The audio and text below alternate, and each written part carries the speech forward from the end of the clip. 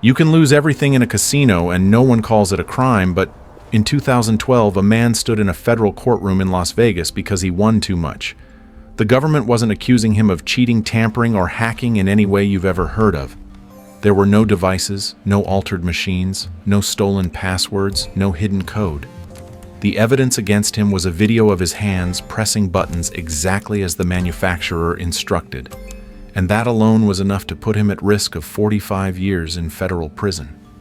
What the court had to decide wasn't whether the casino lost money, it was whether understanding a machine better than its creator could turn a lawful player into a criminal. If the answer was yes, then every security researcher in America suddenly lived one insight away from a felony. And if the answer was no, the casino industry faced a terrifying reality. Their billion-dollar systems were only unbeatable as long as no one truly understood them. This wasn't a gambling dispute. It was a collision between law and software, between human intelligence and automated certainty. Somewhere inside millions of lines of approved code, a silent error had been waiting for years, not for a hacker, not for a criminal, but for someone patient enough to notice that the system didn't always do what it claimed. And once that happened, the question stopped being how much money he took and became whether the rules of the digital world were ever as clear as we believed. Before the glitch ever revealed itself before the courts, the cameras, and the headlines, there was a man quietly losing in a way the system considered normal. He was not reckless, not impulsive, not chasing miracles. He was an engineer by training, a problem solver by instinct, someone who trusted numbers more than luck. And that trust is exactly what led him into the casino, day after day, chair after chair, screen after screen. Video poker didn't feel like gambling to him. It felt like math with a human interface, a closed loop of probabilities that rewarded discipline and punished emotion. 16 hours a day, he sat under fluorescent lights, feeding bills into machines calibrated to drain him slowly, efficiently, legally. There were no dramatic collapses, no single catastrophic loss, just the steady erosion of savings, confidence, and time. By 2009, nearly $500,000 was gone. His marriage had fractured under the weight of absence and obsession. A foreclosure notice waited on the kitchen counter. The casino didn't need to deceive him. It only needed to work as designed. And that's what makes this part of the story uncomfortable. He wasn't being exploited by a scam. He was being consumed by a system optimized to win without ever appearing cruel. Yet somewhere in that quiet devastation, something shifted. As his personal life unraveled, his attention narrowed. He stopped hoping to win and started trying to understand. Patterns replaced dreams. Variance replaced superstition.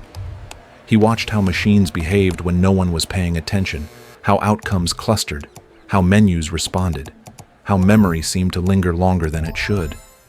This wasn't rebellion yet. It was observation, and in systems, observation is dangerous.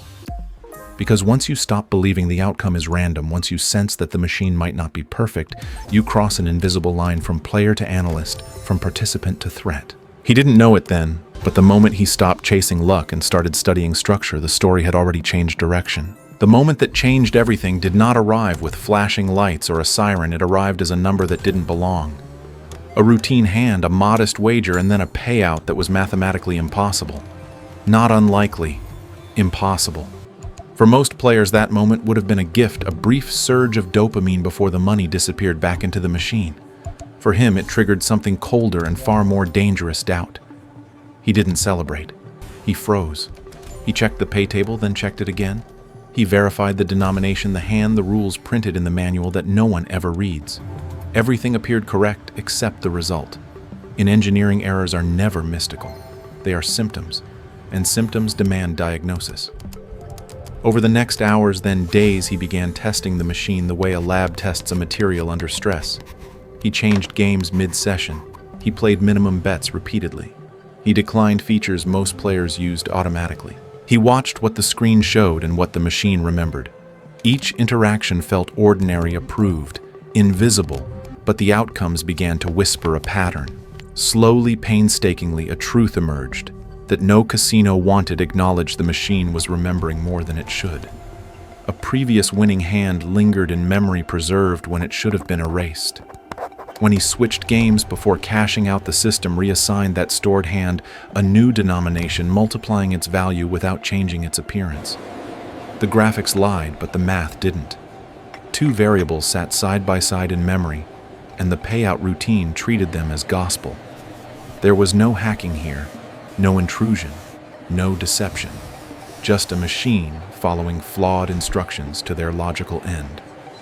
The realization didn't feel like triumph.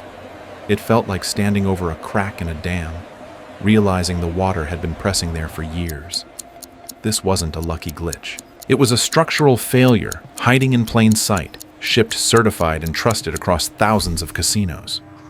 And in that quiet moment, staring at a screen that had betrayed its own certainty, he understood something that would haunt everyone involved. The system had never been invincible.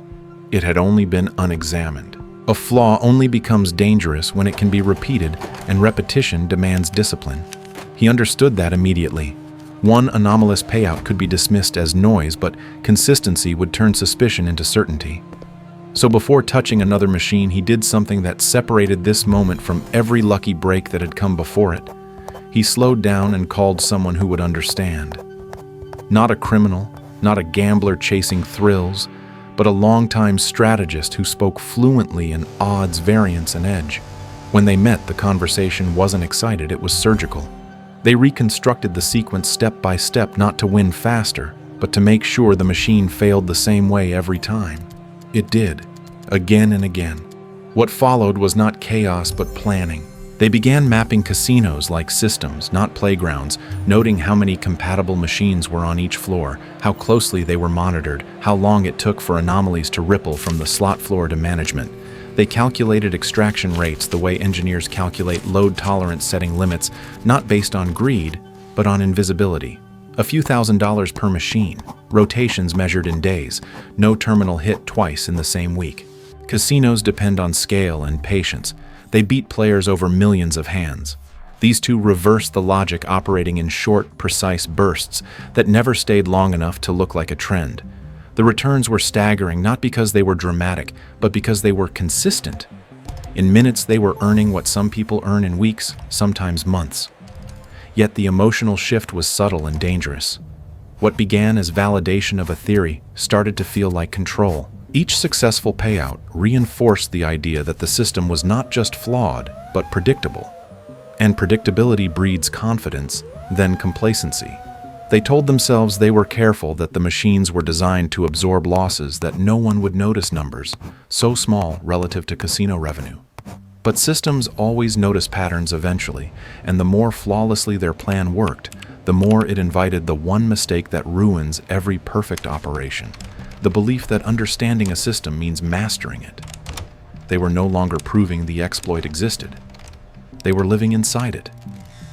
And somewhere buried beneath surveillance footage and transaction logs, the house was beginning to wake up. The system never reacts all at once. It hesitates, collects, observes, and only then moves. At first, the casinos labeled the anomalies as statistical noise, an unlucky cluster, an outlier that would smooth out over time. But the numbers didn't smooth. They stacked. Identical hands appeared twice in the logs, seconds apart, paid at different denominations. Jackpots arrived after long stretches of minimum bets, then vanished just as abruptly. Floor supervisors began to feel something was wrong before they could explain it, the way you feel watched before you see anyone looking.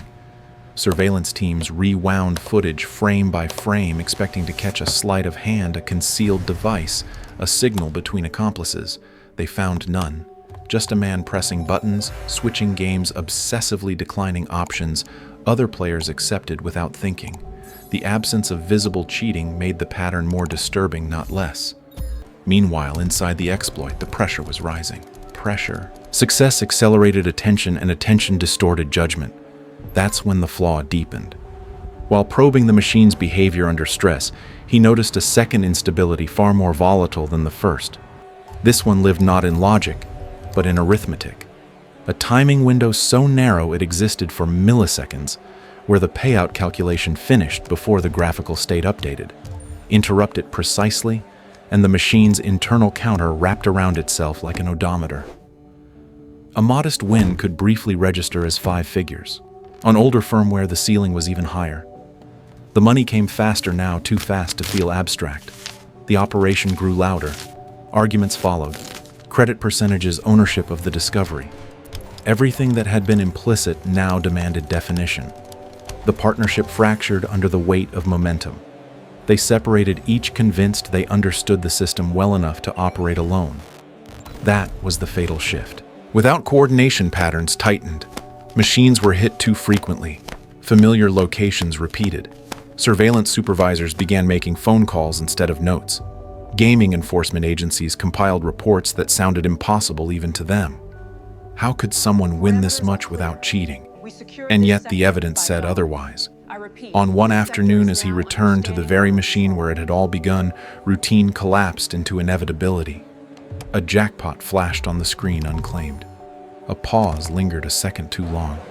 Behind him, eyes were already locked in. When enforcement agents arrived, there was no confrontation, only precision. The machine was frozen in time, payout still displayed, sequence still active. That frozen screen became proof not of malice, but of something far more dangerous to powerful systems, that they could be beaten without ever being broken. The collapse didn't come with shouting or sirens. It came with procedure. A hand rested on his shoulder while the jackpot still glowed on the screen, frozen mid-calculation, an unclaimed result suspended between legality and accusation. The machine was sealed, its memory preserved like a crime scene, not because anyone believed it had been tampered with, but because the system needed answers it didn't want to hear. In a lab miles away, technicians pulled chips and decompiled code line by line, working through millions of instructions written years earlier by people who never imagined this moment. The truth emerged slowly and relentlessly. The flaw wasn't new. It wasn't exotic. It traced back to a routine update in the early 2000s, a missing bounds check, a shortcut taken under deadline pressure, documented, once deprioritized and buried. The machine had been certified, recertified, and deployed across the country with the error intact. Prosecutors adjusted their aim. This was no longer about casino theft. It was about computers. They invoked the Computer Fraud and Abuse Act, arguing that pressing buttons in the wrong order could constitute unauthorized access. The stakes widened instantly. This wasn't just his freedom on trial, it was the boundary between curiosity and crime. In court, the arguments sharpened. The government spoke of deception, without lies, of intent, without intrusion. The defense spoke of manuals, of interfaces, of permissions explicitly granted by the manufacturer itself. The judge listened, weighing not money but precedent. If the law criminalized behavior simply because it produced an unexpected outcome, then understanding a system too well would be indistinguishable from breaking into it. The tension in the room wasn't emotional, it was existential. A guilty verdict would redraw the map of digital responsibility overnight. When the ruling came, it cut cleanly. There had been no unauthorized access, no violation of stated restrictions. The failure belonged to the code, not the person who noticed it. And in that moment, the case stopped being about a man in a casino and became a line in American law that could never be erased. The verdict closed the case, but it didn't close the wound. In the days that followed, the casino floors kept humming. The lights stayed bright, and the machines continued doing what they had always done, except now quietly, urgently, they were being rewritten. Engineers patched the flaw in a matter of hours, erasing a vulnerability that had lived undisturbed for more than a decade. Regulators rushed to amend the rules, criminalizing behavior that hadn't been illegal the day before, careful to make sure the new language would never apply retroactively. Civil settlements followed, numbers never fully disclosed, but large enough to signal panic. The men at the center of the story walked free but not unchanged.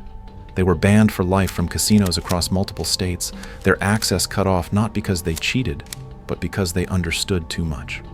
For the industry, the lesson was humiliating. Their systems weren't protected by superiority, only by opacity. For the legal world, the impact was deeper and quieter. A line had been drawn between misuse and insight, between breaking in and simply noticing.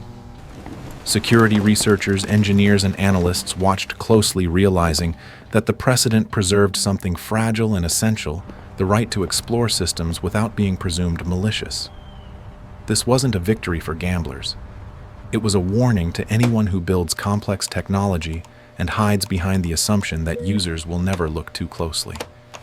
The machines returned to their predictable rhythms, once again draining money from players who trusted them to be fair. even as they remained fundamentally unknowable. And that's the lingering discomfort this story leaves behind. The house still wins overwhelmingly every single day. But now everyone knows the truth that can't be unlearned. These systems are not perfect, only powerful, and power depends on ignorance. Somewhere someone else is sitting under fluorescent lights, not chasing luck, not chasing money, but watching carefully, waiting for the moment a system reveals that it has been mistaken all along. This story isn't really about casinos or glitches or even money. It's about what happens when powerful systems assume no one will ever look closely enough to understand them. In America, we're taught to trust technology to accept outcomes as fair simply because they're automated. But progress depends on people willing to ask uncomfortable questions and notice when the math doesn't add up.